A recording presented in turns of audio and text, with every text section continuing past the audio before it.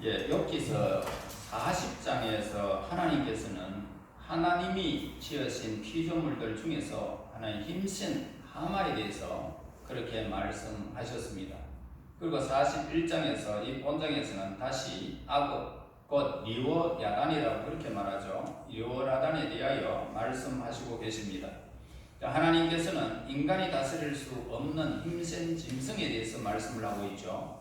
하마와 악어에 대해서 말씀하심으로써 욥에게 대한 이 생각과 및 가장 몇 가지 중요한 교훈을 우리에게 주고 있다는 것입니다. 피조물인 이 짐승들의 엄청난 힘에 대하여 먼저 우리가 생각해 봐야 할 것입니다. 이 짐승들은 인간이 연약한 힘에 비해서 놀라운 힘을 지니고 있습니다. 그들은 덩치는 거대하고 그 힘은 당할 자가 없다는 것입니다. 하나님께서는 이 짐승들의 엄청난 힘을 말함으로써 인간의 교만을 책망하고 계심을 보게 됩니다. 그 책망의 교훈은 곧 뭐냐면 인간인 너희가 하나님의 피조물조차 다스리지 못하면서 어찌 감히 창조주인 나의 자리를 차지하려고 넘보고 있느냐 이런 말입니다. 그러므로 우리는 전능하신 하나님의 힘에 대하여 또한 우리는 생각해 봐야 할 것입니다. 얼마든지 난폭해질 수 있는 이 짐승들은 누가 다스리고 있을까라는 것입니다. 오직 우주와 자연을 질서 있게 운행하시는 전능하신 하나님만이 이 짐승들을 통제하실 수 있다는 것입니다. 하나님께서는 모든 피조물들에게 경계를 정해 주셨습니다. 그래서 피조물들은 주어진 경계선을 넘을 수가 없는 것입니다. 물이 육지로 올라오지 못하도록 하나님이 그렇게 명령하셨기 때문에 물은 물이 있는 곳에만 있지 육지로 올라올 수가 없다는 것입니다. 하나님이 경계를 정하셨기 때문입니다. 그래서 이제 주어진 이 경계선을 넘으려는 피조물들은 물을 떠난 물고기와 같이 살 수가 없다는 것입니다. 뿌리가 흙을 떠나버리면 말라 죽는 것처럼 하나님께서 정하신 일들을 범하는 사람들이나 그리고 피조물은 살아남지 못함을 우리에게 말씀해 주고 있습니다. 그래서 오늘 우리는 만약에 이 소가 풀을 뜯지 아니하고 육식을 지금 먹게 되어진다면 어떻게 될까요? 소는 죽고 마는 것입니다. 초식 동물이 육식 동물로 변할 수는 없는 것입니다. 왜요? 하나님이 그렇게 정하셨기 때문입니다. 우리는 경계를 정하심으로써 모든 피조물들을 질서 있게 다스리시는 전능하신 하나님의 힘을 깊이 우리는 깨달아야 하는 것입니다. 우리는 또한 자신의 힘을 자랑하는 인간의 어리석음에 대해서도 생각해 보아야 합니다. 에레미야서 9장 23절의 말씀을 합니다. 여호와께서 이와 같이 말씀하시되 지혜로운 자는 그의 지혜를 자랑하지 말라. 용사는 그의 용맹을 자랑하지 말라. 부자는 그의 부함을 자랑하지 말라라고 했습니다. 하나님이 지으신 이 피조물조차도 제대로 다스리지 못하는 연약한 존재인 우리는 전능하신 하나님 앞에 지혜와 힘을 자랑하는 어리석음을 범해서 안 된다라는 것을 우리에게 가르쳐 주고 있는 것입니다.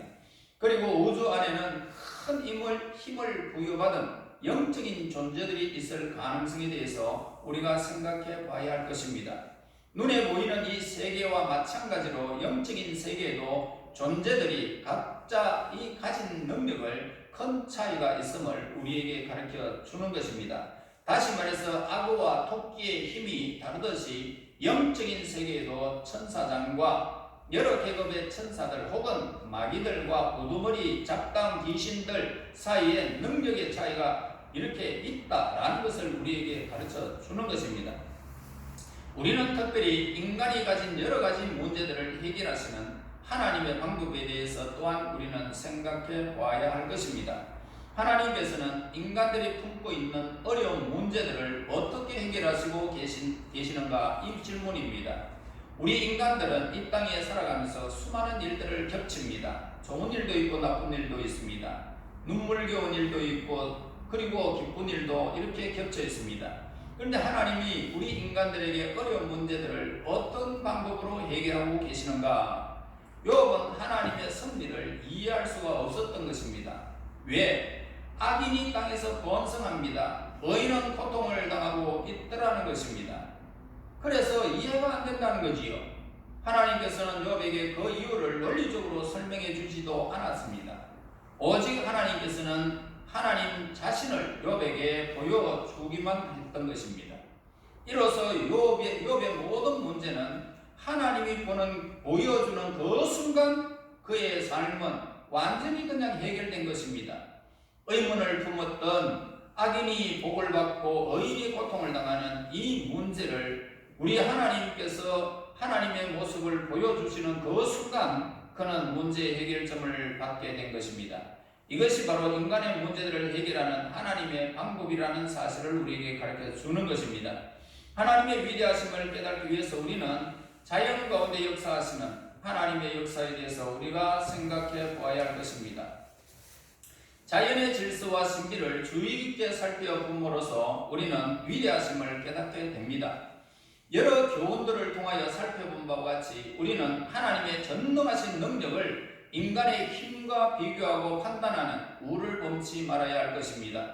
우리는 동방의 의인 욥의 생활 속에 나타난 깊은 신앙의 인격을 본받아야 할 것입니다. 그리고 우리는 사자를 보통 밀림의 왕자 혹은 백수의 왕이다, 그렇게 우리는 사자를 그렇게 부르고 있습니다. 이와 비슷한 의미로서 33절에서 34절에 기록을 하고 있죠. 세상에는 그것과 비교할 것이 없으니 그것은 두려움이 없는 것으로 지음을 받았구나. 그것은 모든 높은 자를 내려다보며 모든 교만한 자들에게 군림하는 왕이로다 라고 말합니다. 악어를 피조된 모든 동물의 우두머리로 오늘 본문에서 묘사를 하고 있다는 것입니다. 본문에서 악어로 번역된 이 리호야단은 어떤 동물도 두려워하지 않습니다. 어떤 짐승도 그 악어를 죽여서 먹이로 삼을 수가 없는 것입니다. 그래서 하나님께서 지으신 이 피조물의 놀라운 힘을 욥에게 말씀하심으로써 창조주이신 하나님의 능력이 얼마나 위대하신지를 욥으로 하여금 깨닫게 하려는 것이었습니다. 이와 같이 하나님의 뜻은 분명하게 나타나게 되는 것입니다. 자신은 피조물조차도 다스릴 수 없는 자임을 깨달은 욥은 하나님의 위대하심에 위협을 당할 수밖에 없었습니다. 악인이 왜 잘되고 의인이 왜 고통을 당하는가 하여 하나님의 공의를 의욕을 품었던 것이 얼마나 잘못된 생각이었는지를 깨닫게 되어졌고, 그는 또한 피조된 자로서 창조주의 하시는 일을 판단하는 것이 얼마나 어리석은 일임을 그렇게 깨닫게 되었던 것입니다. 하나님께서는 욥과 그의 세 친구들이 논쟁하던 여러 가지 문제점들을 구체적으로 언급하지도 않았습니다. 하나님의 승리에 대한 그들의 갈등 그리고 의혹을 그렇게 풀어주기 위하여 하나님은 왜 그렇게 승리하셨는지 설명하지도 않으셨습니다.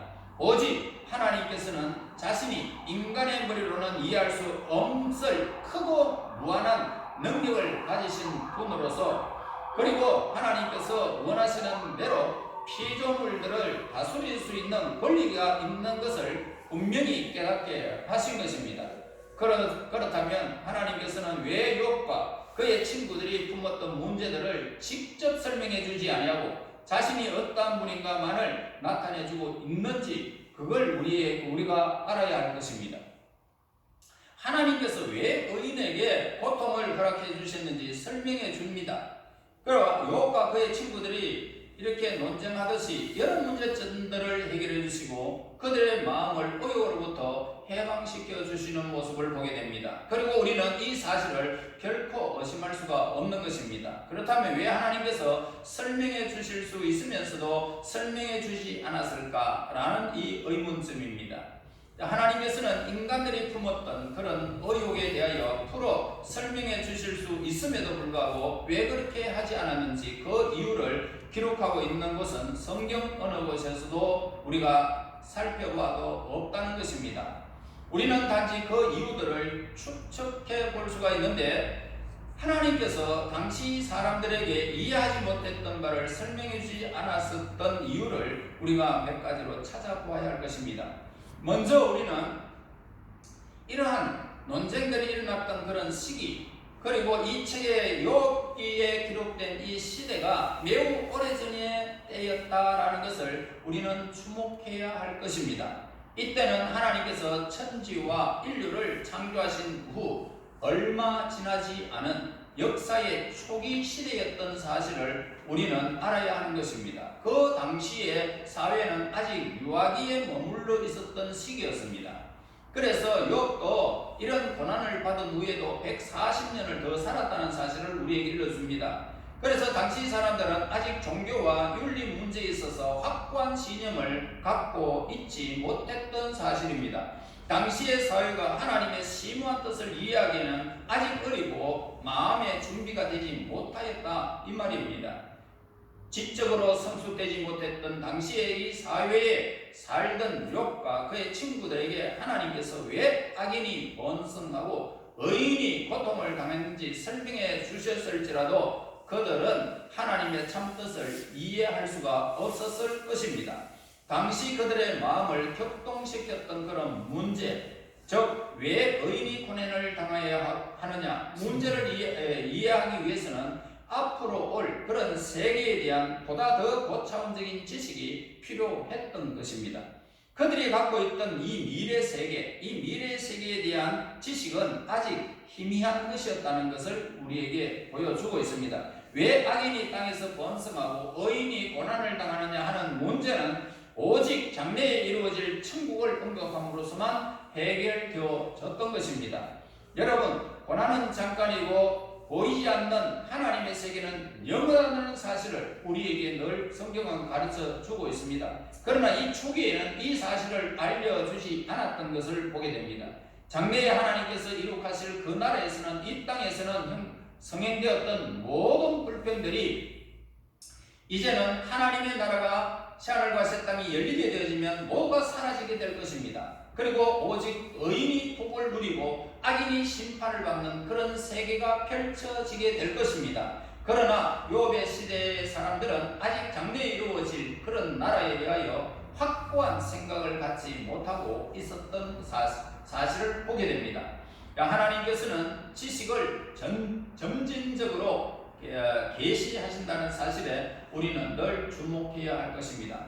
그리고 점차적으로 점점 하나님께서 이렇게 한꺼번에 다 보이지 않고 그렇게 점진적으로 이루어지는 사실을 보게 됩니다. 즉 하나님께서는 사람들이 자신들의 우둔함을 깨닫고 하나님의 가르치심을 갈망할 때마다 점진적으로 하나님은 이것을 이렇게 보여주시고 또 더 보여주시고 보여주시면서 계시해 주셨던 것입니다.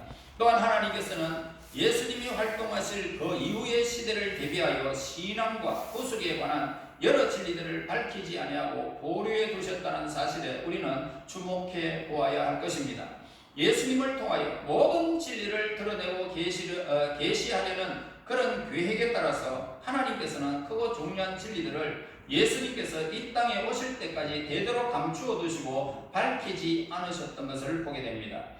그래서 이 크고 중요한 문제들을 욥과 그의 친구들은 밝히 이해하지를 못했고 그들이 논쟁하던 문제들을 해결해 줄 실마리로 이 진리를 이용하고 있었던 것입니다. 욥과 그의 친구들의 논쟁 속에 언급되었던 진리들은 육체의 부활과 심판날에 받을 보응과 이 땅에 있는 모든 불공평이 궁극적으로 모두 사라질 천국의 영광과 지옥의 고통에 관한 그런 진리임을 우리에게 가르쳐줍니다. 하나님께서는 이와 같이 위대한 구속의 진리를 밝히 드러내어 계시하시지 아니하고 예수님의 승리와 영광의 날을 위하여 간직해 두었던 것입니다. 그래서 하나님께서는 이 진리들을 욥의 시대의 사람들에게 말씀하셨다면 이 진리들은 당시 사람들은 전혀 이해할 수가 없었을 것입니다. 또한 이 중요한 진리들을 계시하셔야 할 가장 합당한 시기를 앞지르는 것이 되었을 것입니다. 예수님으로 말미암아 우리에게 주어진 이 진리들을 통하여 우리는 욥의 시대의 사람들이 품었던 여러 가지 번민과 의혹으로부터 우리가 벗어나게 되었던 것입니다. 그러나 이 욥의 당시의 사회는 예수님으로 말미암아 완성되어질 계시를 수용하기에 시기적으로 영적 지식이나 수준으로 보나 아직 부적당한 그런 시대였음을 우리에게 가르쳐 주고 있는 것입니다. 자, 하나님께서 우리 인간에게 왜 이렇게 행하셨는지 그 이유를 알지 못하더라도 절대 주권자이신 하나님께 무조건 복종하는 태도는 사람이 마땅히 배워야 할 교훈이라는 사실에 우리는 주목해야 할 것입니다. 여러분, 우리는 성경을 읽어보면서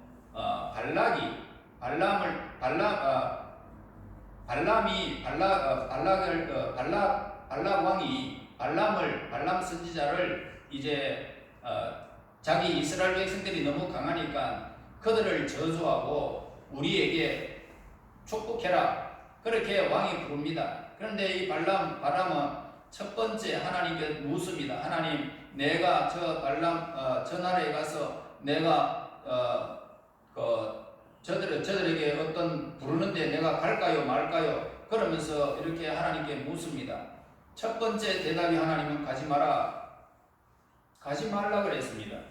이때 순종했으면 성경의 발람 선지자는 아주 위대해졌을 것인데, 그런데 또 사신을 보내면서 위대하게 해주겠다, 높여주겠다 그렇게 말을 하니까 또 이가 또 하나님 앞에 또 기도, 하나님, 저들이 또 와가지고 나를 또 부르는데 갈까요 말까요?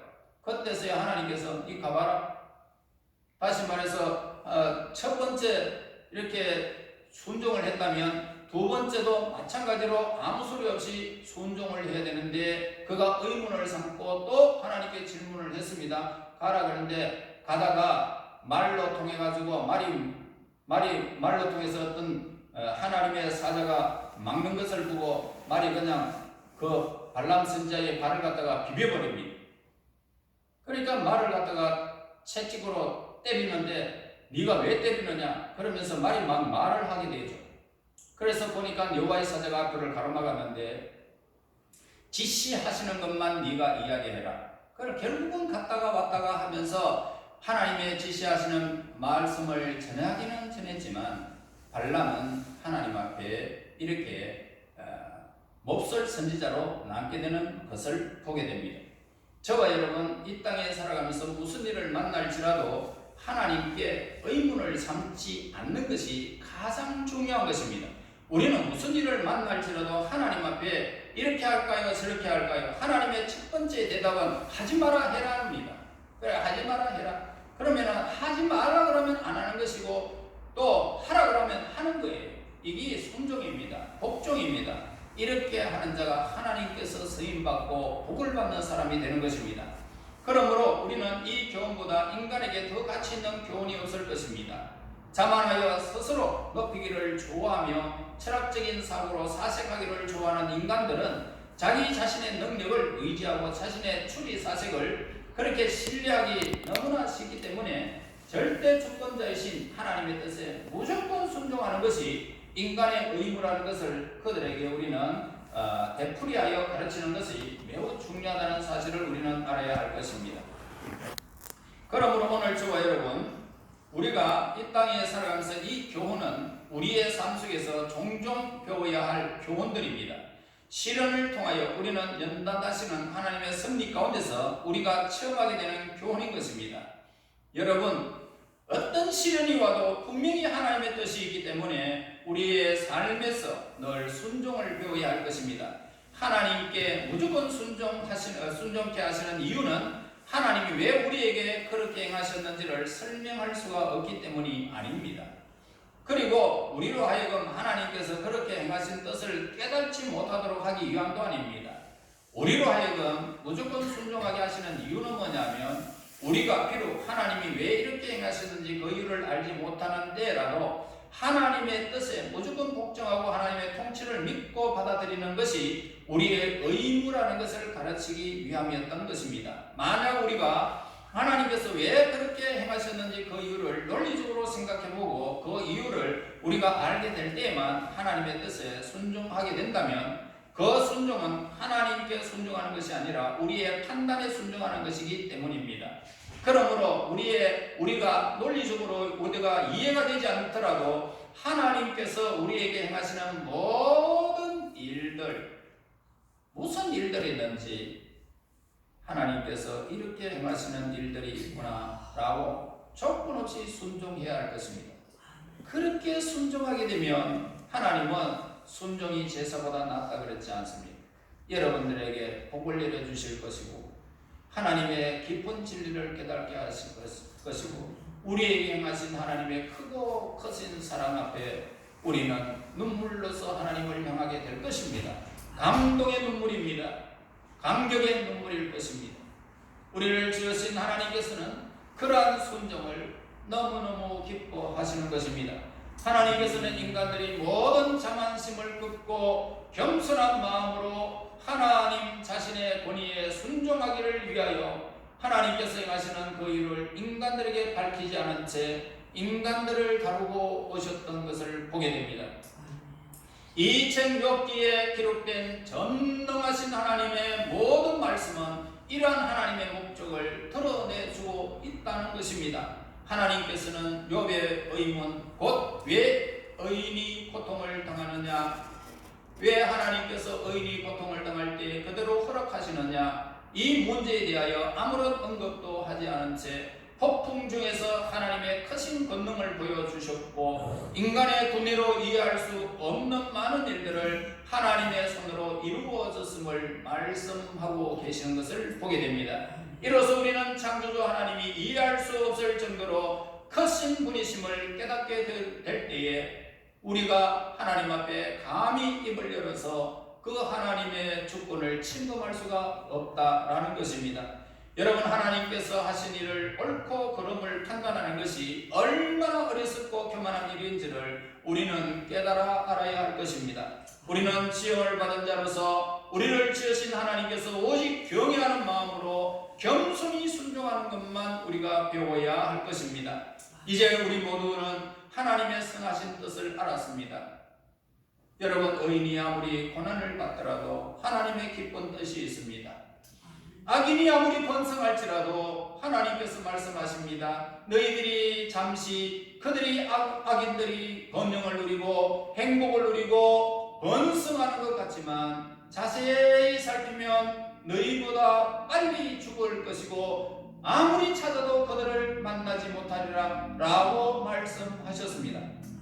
그러므로 의인은 하나님께서 이 땅에 번성케 하실 것이고 장수하게 하시며 수많은 사람들 위해서 하나님이 주시는 그 권능을 이 땅인과 영원한 나라에서 누리게 될 것을 우리에게 약속한 말씀입니다. 이제 우리 모두 하나님의 선하신 뜻을 분명히 알았지 않습니까? 악인이 번성하든 의인이 고난을 받든 무슨 일을 하나님의 선하신 섭리 속에서 우리 하나님의 백성들에게 복을 더하여 주실 그분임을 우리는 늘 깨달아서 온전히 하나님 앞에 순종하고 복종하여 하나님이 내려주시는 복을 이 땅과 영원한 나라에서 받아 누리는 하나님의 사람들이 되시기를 예수님의 이름으로 축원합니다.